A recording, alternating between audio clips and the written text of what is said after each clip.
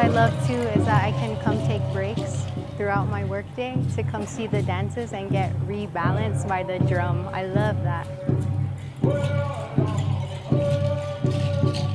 Because this is a Pueblo center, this is the best place for my food, my Pueblo cultural food. I feel very much comfortable, very much at home in this space.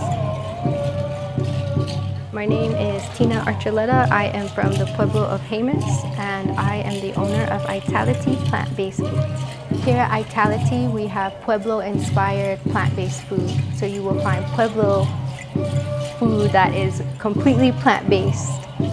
It is culturally relevant food that I grew up with in my community, and I now make it completely plant-based and return that to community.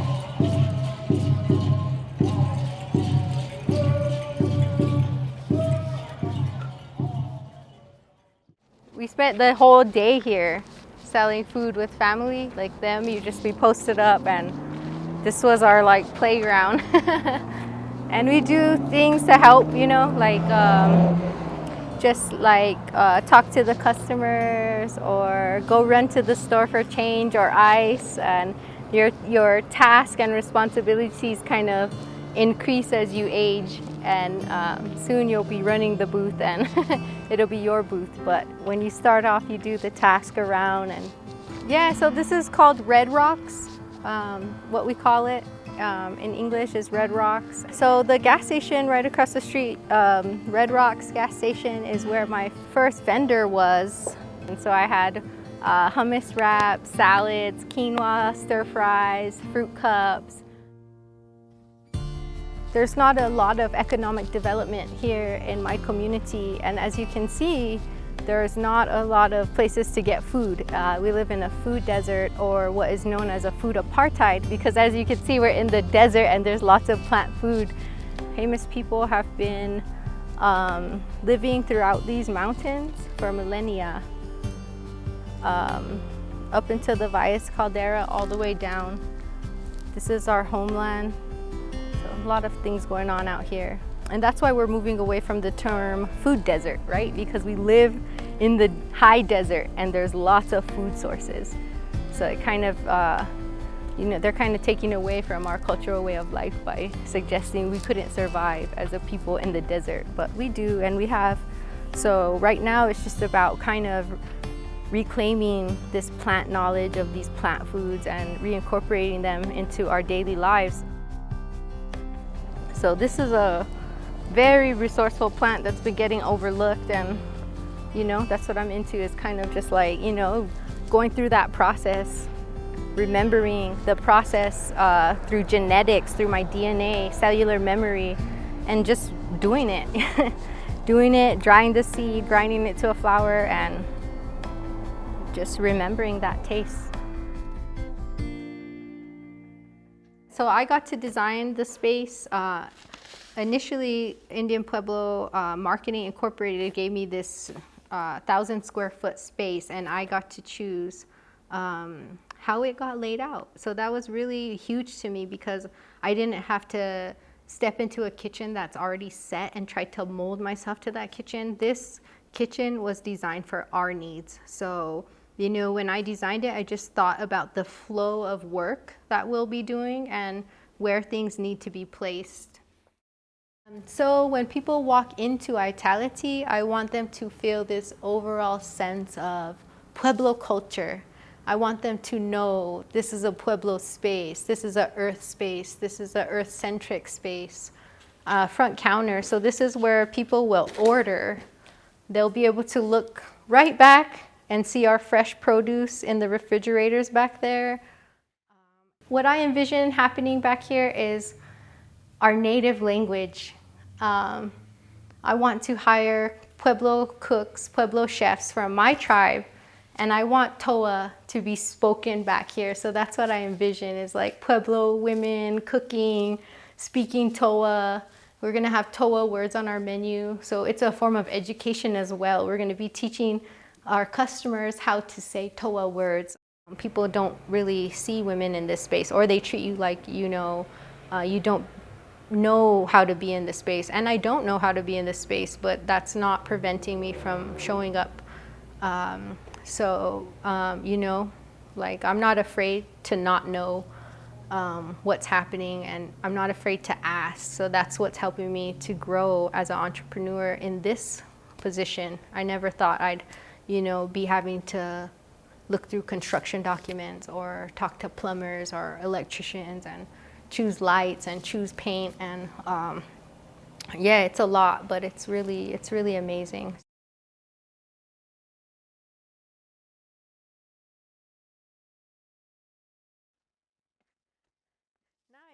So this is our garden, our little greenhouse situation we have here. Sometimes it gets too hot, so we leave a little cooler in here. But yeah, this is some chard, rainbow chard, mixed greens, collard greens, kale. So we just like to have a lot of greens to choose from. So I'll grab some, and then we'll go ahead and make a salad. Situated. They're probably going to be bitter. This is about the second or third picking we've gotten from this batch. So the more they go on, the bitter they get. But you know, bitter is better. Bitter is a medicine. So it's like a nice bouquet here. Great. But yeah, this is the purslane here. Let me just get a few pieces.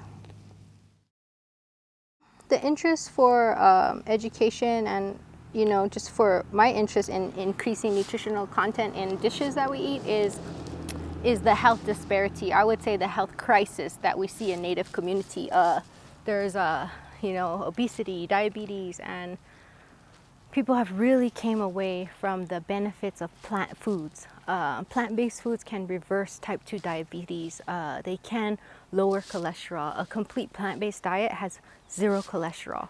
So that's so good for the blood. So for me, I was facing my own health disparities in my life, early childhood or into my adolescence, you know, depression, suicide, and just in general not feeling happy. So once I took the power of food into my own hands and started enriching my life with these vitamins and minerals, I felt better. So I wanted to share that with community.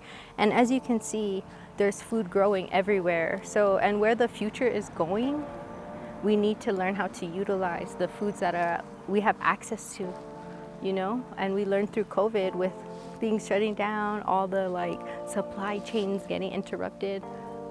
What does that look like in the future for us as Indigenous people? Do we know our environment? Or, you know, do we know what plants we can eat and how to cook them, how to prepare them? So that's really what sparked my interest. It's kind of just showing community that. And I love to gather in the Pueblo. I love to gather food in community so that people see me out there harvesting, gathering, and it becomes a memory. A lot of times some of the elders will stop when they're passing by and they'll just talk, create conversation about, oh, you know, you're out here, you're picking this. And I love that. So it's about kind of recreating that memory in community. But yeah, so we got, look at this right here. Some mixed greens, purslane, dandelion. That's a high-end salad at Whole Foods right here. That's how I create a lot of the things I create. I just channel what's around me. I channel our ancestors. I think, how would they utilize these foods? And that's what I love to do. So yeah, the proximity to the plant really matters regarding the nutritional content, nutritional value of the plant. The further it is away from harvest time, the less nutrition it has. So because we just picked this from our garden, it is loaded and you can taste it. You can taste the crispness. And these greens would actually last longer in our refrigerator than if I go to the store, buy a bag of greens, open it, it's gonna go bad in 2 days, 3 days tops. And so this right here is just prime peak freshness and the highest nutritional content right from the earth to our plate.